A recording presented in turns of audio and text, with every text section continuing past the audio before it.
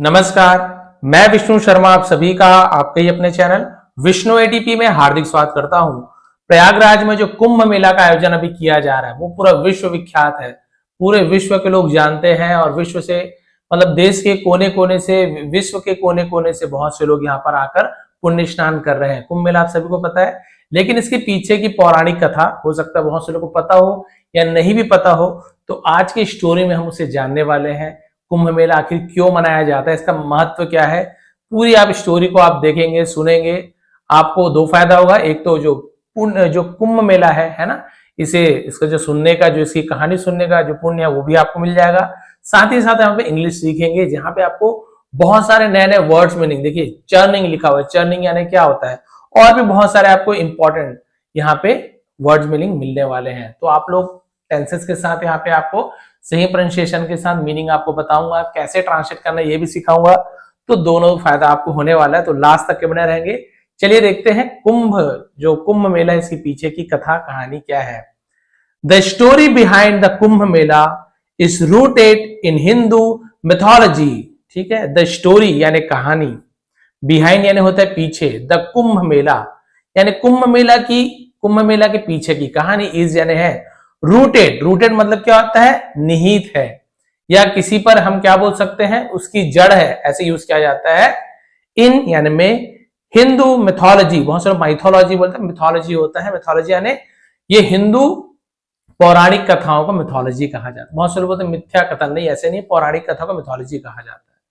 तो हिंदू पौराणिक कथाओं से ये क्या है, में निहित है कुंभ मेला की जो कहानी है।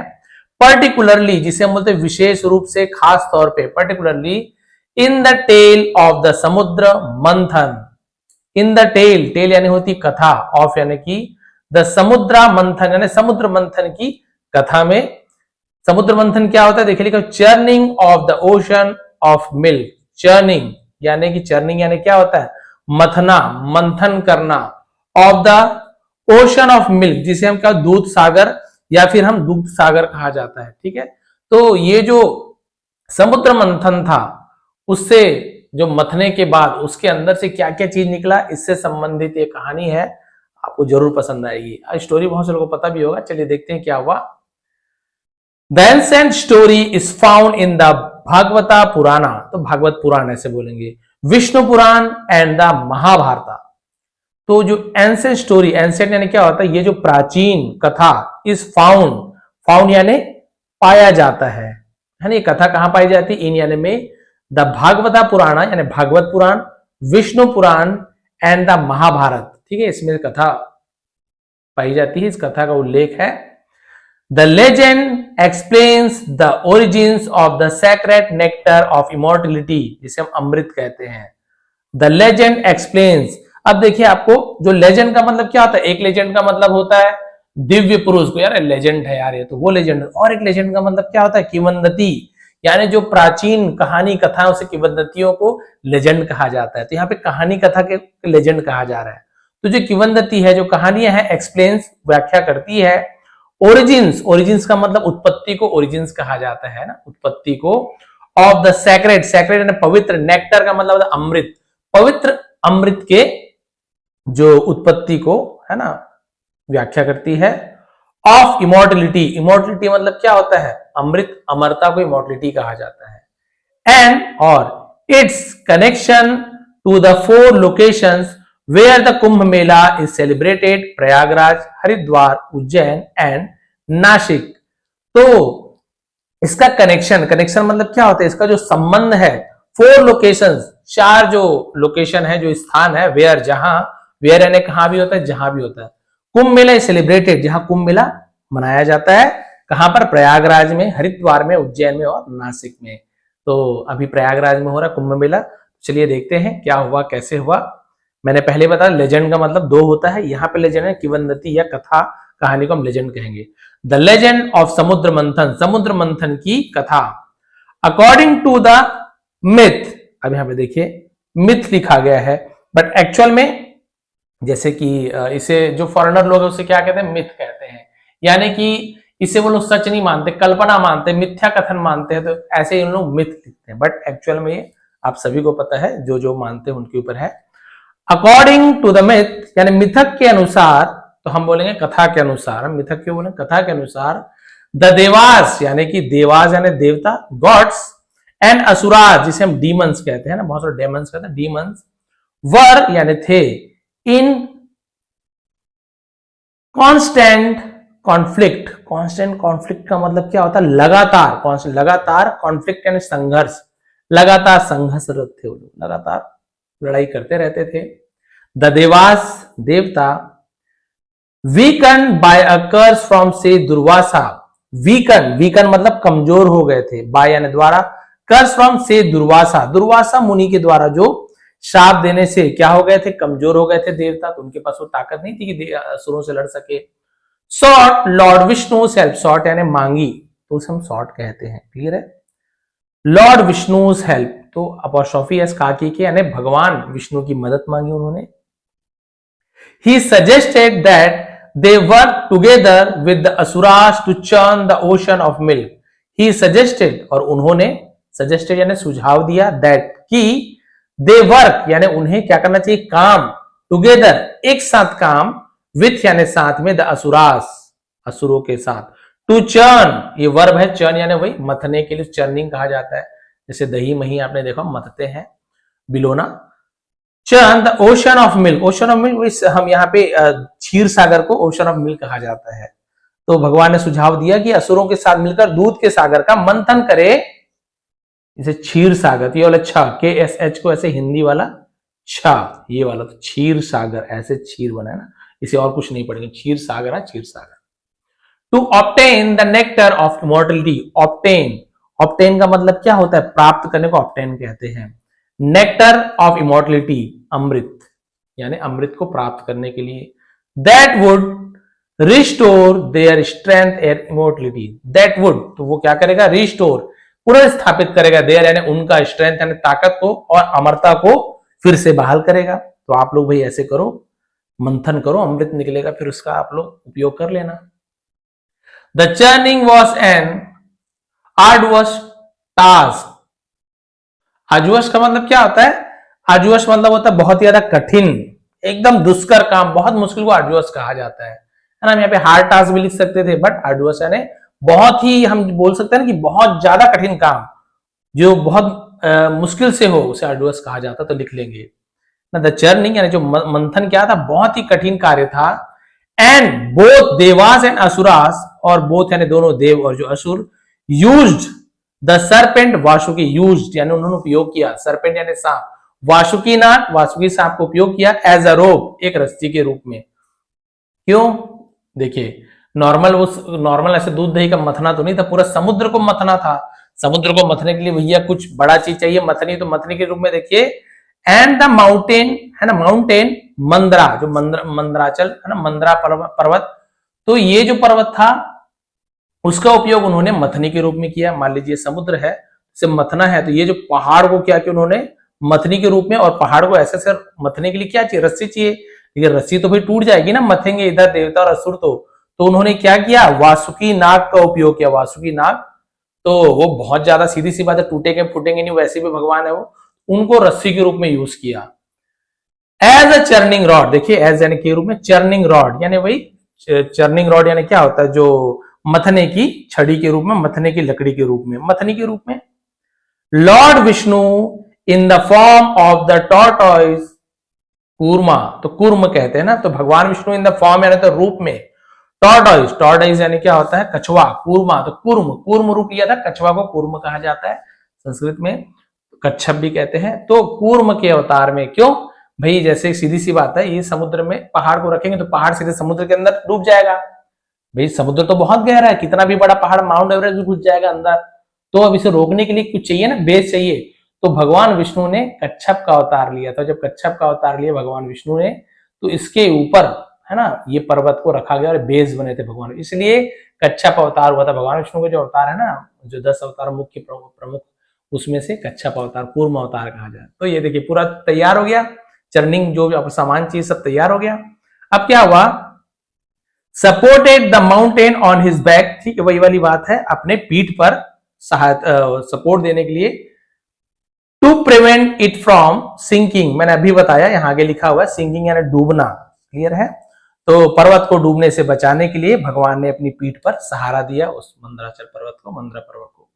ड्यूरिंग द चर्निंग, ड्यूरिंग यानी के दौरान, द चर्निंग मथने के दौरान, समुद्र मंथन के दौरान, several divine objects and beings emerged, several यानी विभिन्न, बहुत प्रकार के, डिवाइन यानी दिव्य, ऑब्जेक्ट्स यानी वस्तुएं, एंड बीइंग्स, क्या बोला जाएगा यहाँ पे, वस्तुएं, और बीइंग्स यानी प्राणी, जीव जंतु प्राणी को बीइंग्स कहा जाता है। बहुत सारे दिव्य वस्तु और दिव्य चीजें, दिव्य प्राणियां इमर्ज, अमर्ज कहा जाता है, प्रकट हुए, निकले। इंक्लूडिंग जिसमें सम्मिलित थे, इंक्लूडिंग जिसमें क्या क्या सम्मिलित थी, है ना, लक्ष्मी, माता लक्ष्मी, गॉडेस ऑफ वेल्थ, धन की लक्ष्मी। तो माता लक्ष्मी भी समुद्र मंथन से ही निकली थी माता लक्ष्मी, लेकिन उसे सब कोई मांगने लगे, राक्षस बोले मुझे चाहिए, देवता बोले मुझे चाहिए, तो माता लक्ष्मी बोली भाई मैं आप लोग के लायक नहीं हूं, आप लोग मेरा लायक नहीं हो, मैं केवल भगवान विष्णु के ही पास जाना चाहूंगी, और भगवान विष्णु की पत्नी बन गई वो। तो उन्होंने भगवान विष्णु को स्वीकार किया, किसी के पास नहीं गई, और सौदा यही हुआ था भाई जो जो निकलेगा आपस में आधा आधा बांट लेंगे करके। तो ये तो माता लक्ष्मी नहीं गई उनके पास। फिर क्या निकला, कामधेनु। कामधेनु का मतलब क्या होता है, देखिए, विश फुलफिल काउ, यानी कामधेनु के पास जाइए, जो आपकी कामधेनु गाय के पास जाइए, और आपको जो मन में इच्छा है वो उनके पास जाके आप जब मांगोगे तो वो इच्छा पूरी हो जाती है। तो कामधेनु। एंड हलाहला, हलाहल के मतलब क्या होता है, विष, देखिए आगे लिखा होगा डेडली, मेरे को पता है, हलाहल का मतलब होता है जो डेडली पॉइजन, देखिए लिखा भी हुआ है, हलाहल विष यानी घातक जहर। और आप सभी को पता है हलाहल को जब निकले ना समुद्र मंथन, पूरा सब एकदम बेहोश होने लग गए, कोई प्राणी मरने लग गए, क्योंकि उस हलाहल विष का जो असर था इतना खतरनाक था कि कोई उसे सह नहीं पा रहा था। तो भगवान विष्णु ने कहा इसे तो केवल भगवान शिव शंकर ही इसे हमें बचा सकते हैं, किसी में इतनी सामर्थ्य नहीं है। तो भगवान शंकर से सभी ने, देखिए लिखा भी हुआ है, भगवान शंकर ने अपने कंठ में यानी गले पे रोक लिए, कि पूरा पिएंगे तो भाई वो तो सीधी सी बात है ना, कहीं कहीं से उत्सर्जित होगा तो वो फिर जहर बनेगा। तो गले में रोक के रख लिया ताकि ना अंदर जाए ना बाहर जाए, बीच में। तो इसलिए नीलकंठ नाम पड़ा। विष का रंग नीला होता है, तो गले में विष को रोके तो नीलकंठ। और इसीलिए भगवान को है ना पानी ज्यादा हम चढ़ाते हैं, ठंडी ठंडी चीजें, धतूरा वगैरह नशा के लिए नहीं चढ़ाते हैं, वो जो है विष के असर को कम करता है। हमारे भक्तों की ये है, भगवान शंकर के लिए ऐसे कोई दवाई की जरूरत नहीं है, हम भक्तों की वो रहती कि चलो भाई भगवान को हम ये सब चढ़ाएं। तो कोई भांग, कोई वो, सबको लगता है नशा करते हैं, अरे भाई ऐसे नहीं होता है, उन्हें शांत करने के लिए चढ़ाता है। विच, जिसे लॉर्ड शिवा, भगवान शिव ने consume to save the world, world and दुनिया को बचाने, कंज्यूम माना वही ग्रहण किया था, पी लिया था, बट उसे रखा हुआ था। फाइनली, आखिरकार, Dhanvantari, the physician of the gods, Dhanvantari यानी कि जो देखिए लिखा है फिजिशियन ऑफ गॉड, यानी भगवान के चिकित्सक, देवताओं के चिकित्सक, यानी डॉक्टर जो होते हैं ना वो धन्वंतरी, इसलिए आपने देखा हो धन्वंतरी देव के रूप में मनाया जाता है ना त्योहार। तो ये भगवान धन्वंतरी है जिन्होंने हमें अलग अलग प्रकार के औषधियों के बारे में जानकारी दी। Appeared with the pot of amrit, अब ये धन्वंतरी जी थे, अपीयर्ड प्रकट हुए, with the pot of amrit, अमृत कलश के साथ प्रकट हो गए। अब अमृत सबको पता है, जो अमृत पी लिया वो अमर हो जाएगा, मरेगा ही नहीं, और जो मरेगा ही नहीं वो तो हारेगा ही नहीं, सीधी सी बात है। अब धन्वंतरी जब कलश लेके प्रकट हुए, अब क्या हुआ, द बैटल फॉर अमृत, ये देखिए ये असली कहानी अब आ गई यहाँ पे, द बैटल फॉर अमृत, अमृत के लिए युद्ध। एज सून एज, जैसे ही, द नेक्टर अपीयर्ड, अमृत प्रकट हुआ, अ फियर्स बैटल, क्या लिखा हुआ है, ensued between the devas and asuras, ठीक है। फियर्स मैंने बताया कि भयंकर, उसे फियर्स का बैटल, युद्ध, इंस्यूड यानी कि है ना शुरू हुआ, बिटवीन बीच में देवास एंड असुरास, असुर और देवों के बीच में भयंकर युद्ध शुरू हुआ। ओवर इट्स पोजीशन, ओवर यानी के ऊपर, इट्स इसके, पोजीशन यानी अधिकार, इसके ऊपर अधिकार को लेकर के, भाई ये मेरा है, ये मेरा है, उसे हम पोजीशन कहते हैं, अधिकार को। दोनों में युद्ध हो गया कि मेरा है, मेरा है। To protect the nectar, to protect बचाने के लिए, वर्ब के पहले टू, के लिए, द नेक्टर अमृत को बचाने के लिए, Lord Vishnu took the form of Mohini, भगवान विष्णु टुक, टेक, टुक, टेकन, तो टुक का यूज किया गया, पास्ट सिंपल टेंस है, फॉर्म यानी तो रूप ऑफ मोहिनी, मोहिनी का रूप लिया। बहुत से लोग कहते रहे भगवान विष्णु ने गलत किया, ये भेदभाव किया। भाई आप सभी को पता है, यदि आप किसी को चाकू दे रहे हैं, एक उसमें केक काटना चाहता है, एक किसी की जान लेना चाहते हैं, है ना, आपको दोनों में फैसला लेना है, तो आप क्या करोगे? उस चाकू को बोलेंगे भी केक काटने वाले को दो, ताकि थोड़ा केक हम भी खाएं वो भी खाएं, सब पूछ रहे हैं। अब उस चाकू को केक काटने मतलब किसी आदमी का जान से मारने वाले व्यक्ति को दोगे चाकू को, तो फिर तो सबकी बुरा ही होगा। उसी प्रकार से यदि अमृत को भगवान यदि असुरों को दे देते तो फिर असुरों की प्रवृत्ति ही वैसी थी, सबको नुकसान पहुंचाना, मारना पीटना, तो पूरे वो अमर हो जाते। फिर तो भाई अभी तक हम लोग खाली पीड़ा दुख में ही रहते। इसलिए भगवान ने भेदभाव नहीं किया, उन्होंने समझ लीजिए बचाया विश्व को। The form of Mohini, a beautiful enchantress, है ना, इंचेंट्रेस, इंचेंट्रेस लिखा, इंचेंट्रेस का मतलब क्या है? जैसे बोलना चाहिए कि एकदम मोहिनी, इंचेंट्रेस कहा जाता है। वैसे जादूगरनी को भी कहा जाता है, बट एक सुंदर मोहिनी के रूप में। मोहिनी यानी आकर्षित करने वाली, मोह देने वाली। एंड ट्रिग्ड, ट्रिग्ड यानी उन्होंने एक चाल चली, the asuras into handing it over, ठीक है। तो उन्होंने क्या किया? असुरों को छल से क्या कर दिया? अमृत को, हैंडिंग इट ओवर, अमृत को उन्होंने ले लिया उनसे। ड्यूरिंग द स्ट्रगल,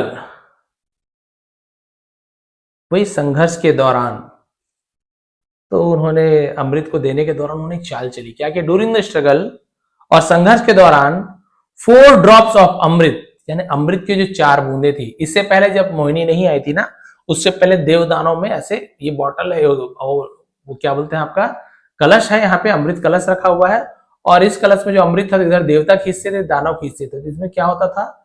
बूंद बूंद बूंद बूंद अमृत जो है उसमें से 4 जगह पर अमृत की बूंदे छलकी। देखिए लिखा हुआ है, the drops of amrit spilled, यानी छलकी, ऑन अर्थ, धरती पर, एट 4 लोकेशंस, 4 दिशाओं पर छलकी, 4 स्थानों पर छलकी। वो 4 स्थान कहाँ का? जहां पे अमृत की बूंदे गिरी। पहला प्रयागराज, जिसे पहले इलाहाबाद कहा जाता था, where the Ganga Yamuna and mythical Saraswati rivers meet, जहां पर पौराणिक सरस्वती, जो गंगा यमुना और पौराणिक सरस्वती नदियां मिलती है। गंगा यमुना तो सब देखे ही होंगे संगम में, और सरस्वती नदी अदृश्य है, क्योंकि जो माणा है, माणा कहते हैं, जो बद्रीनाथ के पास है, वहां पर इनका उद्गम स्थल। मैंने सरस्वती माता को देखा है, नदी को उद्गम, सरस्वती माता पूरा आंखों से देखा है, लेकिन वो वहां से अदृश्य हो गई, क्योंकि उन्हें शाप दे दिया था भगवान ने। क्योंकि वो क्या करते, महाभारत की रचना करते गणेश भगवान के साथ वेदव्यास जी, तो उन्होंने फिर क्या कर दिए थे? शाप दे दिए थे कि आप शांत नहीं हो रही हो, ठीक है, अब यहां से अदृश्य हो जाइए। वहां से अंदर से पाताल लोक में समाते हुए वो वहां पे मिलती है। कहाँ पे? प्रयागराज में। इसलिए 3 नदियों का संगम है, गंगा यमुना सरस्वती। लेकिन सरस्वती नदी कहीं नहीं दिखाई देती, केवल माढ़ा में दिखाई देती है। क्लियर है? यहीं पे हो रहा है जो महाकुंभ है। हरिद्वार, हरिद्वार आप सभी को पता है, on the banks of the Ganga river, Ganga नदी के किनारे, वहां पर गंगा नदी में, हरिद्वार में ये गिरा अमृत। Ujjain on the Shipra river, Shipra नदी में, उज्जैन में, तो यहां पर भी होता है, आपको पता है, कुंभ मेला। नासिक में ऑन द गोदावरी रिवर, और गोदावरी नदी पर नासिक में भी अमृत की बूंद गिरी थी। इसलिए 4 जगहों पर कुंभ का आयोजन किया जाता है। दीज प्लेस बिकेम सैक्रेड, और ये जो प्लेसेस, यानी ये जो जगह थे, स्थान थे, बिकेम हो गए, सैक्रेड, पवित्र हो गए, एस, क्योंकि they were touched by the nectar of immortality, they were touched, वे स्पर्श किए गए थे, by the nectar of immortality, यानी अमृत के द्वारा उनका स्पर्श किया। अमृत गिरा था तो वो जगह ही पूरा पवित्र हो गया। इट इज बिलीव दैट, है ना, ये माना जाता है कि during specific planetary alignment, during के दौरान, स्पेसिफिक यानी कोई विशेष, प्लेनेटरी यानी क्या होता है? जो प्लैनेट होता है, जो हमारे ग्रह होते हैं, अलाइनमेंट यानी संयोग, यानी ग्रह के अलग अलग संयोग होते हैं, तो ये ग्रह यहाँ पे, ये ग्रह यहाँ पे, ये ग्रह, तो कुछ संयोग होता है। वो जब ग्रह जब संयोग होते हैं तब क्या होता है? The reverse at this sides become charge with divine energy. उसी समय, हर समय तो गंगा नदी का पानी हम ऐसे ही पी रहे हैं, तो भी वैसे अमर हो जाना चाहिए हर आदमी को, हर व्यक्ति को नहीं।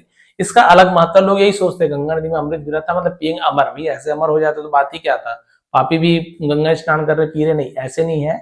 तो क्या होता है, ये जब विशेष परिस्थिति आती है तब क्या होता है, उन नदियों में क्या होता है? Become charge with divine energy, यानी जो दिव्य, बोलना चाहिए दिव्य जो शक्तियों से, दिव्य ऊर्जा से भर जाती है नदियों में। जो उस ऊर्जा, दिव्य ऊर्जा भर जाती है, विशेष संयोग आता है तब। Offering devotees and opportunity, offering, offer यानी भाई जैसे हम बोलते हैं ना कि उन्हें अवसर मिलता है, ऑफर मिलता है, डिवोटीज भक्तों को, एंड अपॉर्चुनिटी एक मौका मिलता है, ऑफर यानी भाई भक्ति करने की, सेवा करने की, चढ़ावा करने का बहुत सारा मतलब होता है। टू क्लीनेस, सॉरी, हाँ, क्लींस देयर सिंस यानी अपने पापों को, सिंस यानी पापों को साफ करने के लिए, पापों को धोने, एंड अटेन, अटेन यानी प्राप्त करना, स्पिरिचुअल लिबरेशन जिसे हम बोलते हैं आध्यात्मिक मुक्ति प्राप्त करने का अवसर उन्हें प्राप्त होता है। लास्ट आधा पेज बचा हुआ है, तो अभी तक आपको यहां तक तो स्टोरी समझ ही आ गई। ये देखिए सिग्निफिकेंस ऑफ कुंभ मेला। अब देखिए यहां पे आपको सिग्निफिकेंस का मतलब होता है महत्व, तो कुंभ मेला का महत्व। The Kumbh Mela celebrated at these 4 location, ये भी जान गए, कुंभ मेला इन 4 स्थानों पर मनाया जाता है। Is one of the largest religious gathering in the world, और जो क्या है दुनिया के सबसे बड़ी धार्मिक आयोजनों में से एक है। It is held in rotation every 12 year at east side, और ये प्रत्येक 12 वर्ष में, हर 12 वर्ष में बारी बारी से, ईस्ट साइड यानी बारी बारी से आयोजित किया जाता है ना, 12 साल ऐसे। और and the Mahakumbh takes place once every 144 years Prayagraj. ये देखिए प्रयागराज में जो हो रहा है ना, 144 साल में जो होता है प्रयागराज में, वो महाकुंभ है, ये प्रयागराज में ही होता है 144 साल बाद। यदि आप अभी इस बार नहीं नहाए मालूम से 144 साल बाद ही महाकुंभ में नहाने का आपको यदि मौका मिला, यदि जीवित रहे या कुछ भी रहे, अगले जन्म भी हो जाता है तो फिर बात अलग है। तो 144 साल बाद महाकुंभ का आयोजन होता है, कहाँ पे, प्रयागराज। इसलिए सब देखिए इस बार मतलब कोई मौका छोड़ ही नहीं रहा है, और जिसके भाग्य में जो भगवान बुलाते हुए जाते ही जाते हैं। अभी तक तो हमें सौभाग्य नहीं मिला अभी तक कुंभ मेला में जाने का, बट जानते हैं जब भगवान का बुलावा है जरूर जाएंगे। द फेस्टिवल सिंबलाइज्ड, है ना, ये फेस्टिवल का सिंबलाइज मतलब क्या होता है, ये प्रतीक है the eternal struggle between goods and evil, है ना, इसे इविल भी कहा जाता है, अच्छाई और बुराई के बीच शाश्वत, है ना, संघर्ष का प्रतीक है, इसे इटर्नल शाश्वत कहा जाता है। And serves as a reminder of the importance of devotion, और ये क्या है, भक्ति, तपस्या और आध्यात्मिक, देखिए डिवोशन भक्ति, महत्व है, किसका महत्व है, पेनेंस तपस्या, स्पिरिचुअल अवेकनिंग जिसे हम कहते हैं कि आध्यात्मिक जागृति का ये प्रतीक है।